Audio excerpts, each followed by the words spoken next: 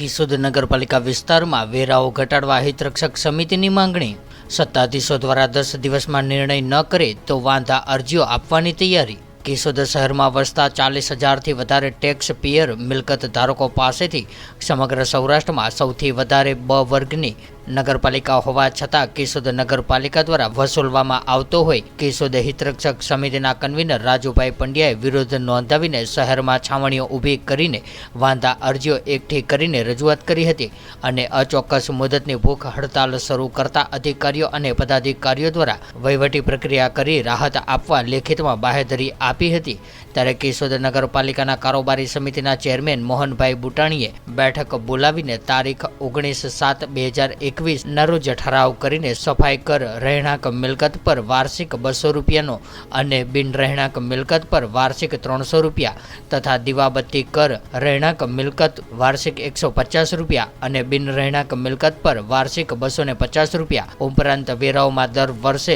10% વધારો કરવામાં આવે છે તે દર 5 વર્ષે 5% વધારો લાગુ કરવાનું ઠરાવવામાં આવ્યું હતું, જે ઠરાવને તારીખ 29/12/2021 સામાન્ય સભામાં સર્વાનુમતે મંજૂર કરવામાં આવેલ છે। ત્યારે કેશોદ નગરપાલિકાના સત્તાધીશો દ્વારા છેલ્લા 2 વર્ષથી આ સુધારા મુજબ વેરો વસૂલવામાં ન આવતો હોય ત્યારે કેશોદ હિતરક્ષક સમિતિના કન્વીનર રાજુભાઈ પંડ્યા દ્વારા સંબંધ કરતા કચેરીમાં લિખિતમાં રજૂઆત કરીને દિવસ 10માં પ્રત્યુત્તર આપવા માંગ કરી છે।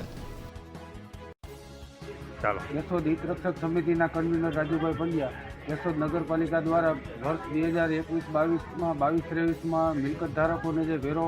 રાહત આપવા માટે થઈને કારોબારી સમિતિ અને સામાન્ય સભામાં જે ઠરાવ કરવામાં આવેલ એ ઠરાવની અમલવારી કરવામાં આવેલી ન હોય, જેથી આજ રોજ અમે કેશોદ નગરપાલિકાને લેખિતમાં રજૂઆત કરી અને દીવાબત્તી વેરો અને સફાઈ વેરાની અંદર રાહત આપવા માટે માગણી કરેલી છે। 10 દિવસની અંદર નગરપાલિકા દ્વારા હકારાત્મક અભિગમ અપનાવી અને પ્રત્યુત્તર આપવામાં નહીં આવે તો 10 દિવસ બાદ કેશોદ શહેરના મુખ્ય વિસ્તારોની અંદર છાવણી ઊભી કરી વાંધા અરજીઓ એકઠી કરી અને હવે કેશોદ નગરપાલિકાના સત્તાધીશોને વાંધા અરજીઓ આપીશું અને આમ છતાં પણ જો ઉકેલ નહીં આવે તો ગાંધી ચિંધ્યા માર્ગે આંદોલન શરૂ કરીશું।